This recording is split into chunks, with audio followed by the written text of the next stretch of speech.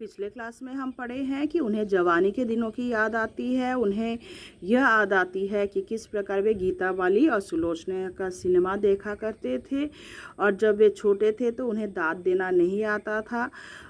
फिर हम पढ़ते हैं कि किस प्रकार वे छुप छुप कर शहनाई सुना करते थे। मतलब दादाजी जब बजाते थे, रियाज करते थे, पर वे जब खुद फूंक कर बजाने जाते थे तो क्या है, उसमें से शहनाई की धुन नहीं निकलती थी और तब उन्हें लगता था कि ज़रूर दादाजी ने क्या है, शहनाई को कहीं छुपा कर रखी हुई है।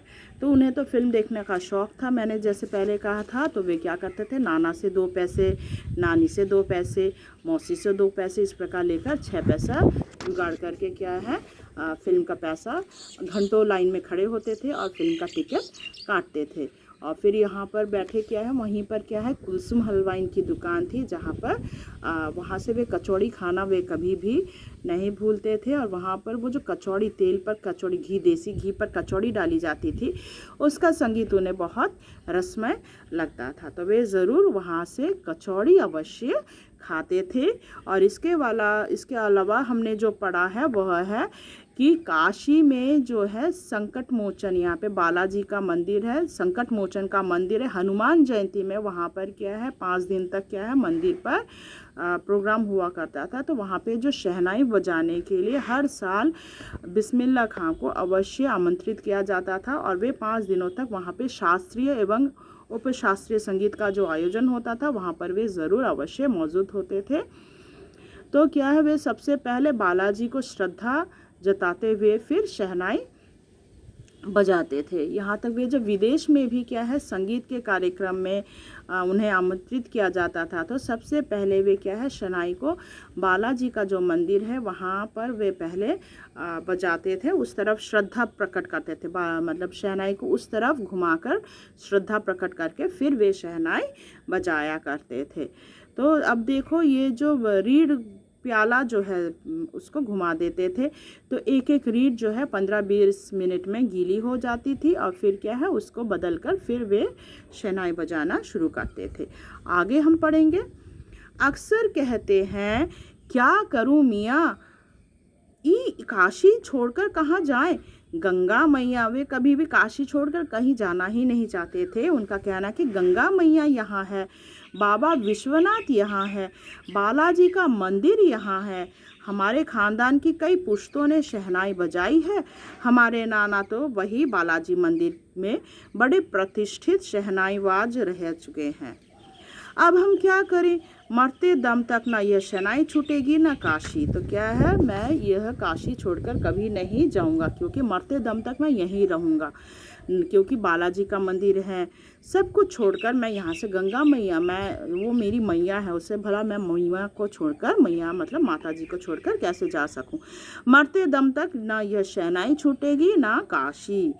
जिस ज़मीन पर हमें तालीम दी, तो यहीं से मुझे तालीम मिली है, शिक्षा मिली है, जहाँ से अदब पाई जो वहाँ और कहाँ मिलेगी, यहाँ जो मिली वो मुझे और कहीं नहीं मिलेगा। शहनाई और काशी से बढ़कर कोई जन्नत नहीं इस धरती पर हमारे लिए, तो यही मेरे लिए स्वर्ग है। इसके अलावा मुझे और कहीं इससे ज़्यादा अधिक कुछ नहीं मिलने वाला। काशी संस्कृति की पाठशाला है, शास्त्रों में आनंद कानन के नाम से प्रतिष्ठित। काशी में कलाधार हनुमान व नृत्य विश्वनाथ है। तो काशी में कलाधार क्या है, हनुमान जी हैं, फिर क्या विश्वनाथ है, नटराज है, काशी में बिस्मिल्लाह खां है। काशी में हजारों सालों का इतिहास है, जिसमें देखो पंडित कंठे महाराज हैं, विद्याधरी है, बड़े रामदास जी हैं, मौजुद्दीन खां है, वह इन रसिकों से उपकृत होने वाला अपार जन समूह है। यह एक अलग काशी है, जिसकी अलग तहजीब है, अपनी बोली और अपने विशिष्ट लोग हैं। इनके अपने उत्सव हैं, अपना गम, अपना सेहरा बनना और अपना नौहा। आप यहाँ संगीत की भक्ति को किसी भी धर्म के कलाकार से, कजरी की चैती से, विश्वनाथ की विशालाक्षी से, बिस्मिल्लाह खां को गंगाधार से अलग करके नहीं देख सकते। तो काशी को हम कभी भी किसी से अलग नहीं, इतने बड़े बड़े कलाकार जो हैं, इतने बड़े बड़े महाराज जो काशी में पैदा हुए, उन्हें हम नहीं भूल सकते हैं। अक्सर समारोहों एवं उत्सवों में दुनिया कहती है कि बिस्मिल्लाह खां है। बिस्मिल्लाह खां का मतलब बिस्मिल्लाह खां की शहनाई। हम बिस्मिल्लाह खां को किस लिए जानते हैं? उनकी शहनाई के लिए। शहनाई का तात्पर्य बिस्मिल्लाह खां का हाथ। शहनाई यानी बिस्मिल्लाह का हाथ। हाथ से आशय है इतना भर कि बिस्मिल्लाह खां की फूंक और शहनाई की जादुई आवाज़ का असर हमारे सिर चढ़कर बोलने लगता है। शहनाई में सरगम भरा है। खां साहब को ताल मालूम है, राग मालूम है, ऐसा नहीं कि बेताल ले जाएंगे। शहनाई में 7 सुर लेकर निकल पड़े। शहनाई में परवरदिगार गंगा मैया उस्ताद की नसीहत लेकर उतरे पड़े। दुनिया कहती है सुबहान अल्लाह, तिस पर बिस्मिल्लाह कहते हैं अल्हम्दुलिल्लाह। छोटी छोटी उपद से मिलकर एक बड़ा आकार बनता है। शहनाई का करतब शुरू होने लगता है। बिस्मिल्लाह खां का संसार होना शुरू हुआ। फूंक में अजान की तासीर उतरती आई। देखते देखते शहनाई 1.5 शतक के साज में 2 शतक का साज बना। साजों की कतार में सरताज हो गई। अमरुद्दीन की शहनाई गूंज उठी। उस फ़कीर की दुआ लगी जिसने अमरुद्दीन से कहा था बजा बजा। तो क्या है? शहनाई वादक बहुत बड़े, अमीरुद्दीन जो है देश के बहुत बड़े शहनाई वादक हो गए।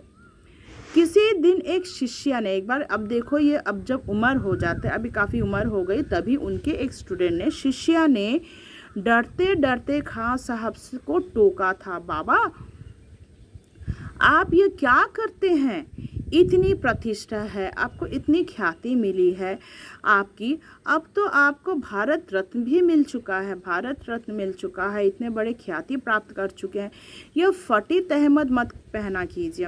तहमद यानी लुंगी, तो इस प्रकार फटी लुंगी मत पहना करिए, अच्छा नहीं लगता। तो शिष्य ने कहा आप इतने बड़े कलाकार हैं तो आप इस प्रकार फटी तहमद मत पहना कीजिए, तो ये क्या है, बिल्कुल अच्छा नहीं लगता। तब भी कोई आता है तो आप इस फटी तहमद में सबसे मिलते हैं, जो भी आता है तो इस फटी लुंगी पहनकर चले जाते हैं। खां साहब तब मुस्कुराए थे और मुस्कुरा कर कह रहे थे, लाड़ से भरकर बोले, धत पगली, ये भारत रत्न हमको शहनाइया पे मिला है। तो भारत रत्न किस पर मिला है? शहनाइया पर मिली है, फटी लुंगिया पर थोड़ी मिली है, लुंगिया पे नहीं। तुम लोगों की तरह बनाव सिंगार देखते रहे तो उम्र ही बीत जाती, हो चुकती शहनाई। अगर मैं बनाव श्रृंगार पर देखता तो मैं इतना बड़ा कलाकार नहीं बनता, हो जाती मेरी दुनिया ख़त्म। तब क्या खाक रियाज हो पाता? ठीक है बिटिया, आगे से नहीं पहनेंगे। फिर कहा ठीक है, अब से हम फटी लुंगियाँ नहीं पहनेंगे, मगर इतना बताए देते हैं कि मालिक से यही दुआ है, तो ईश्वर से यही दुआ है कि फटा सुर ना बख्शे।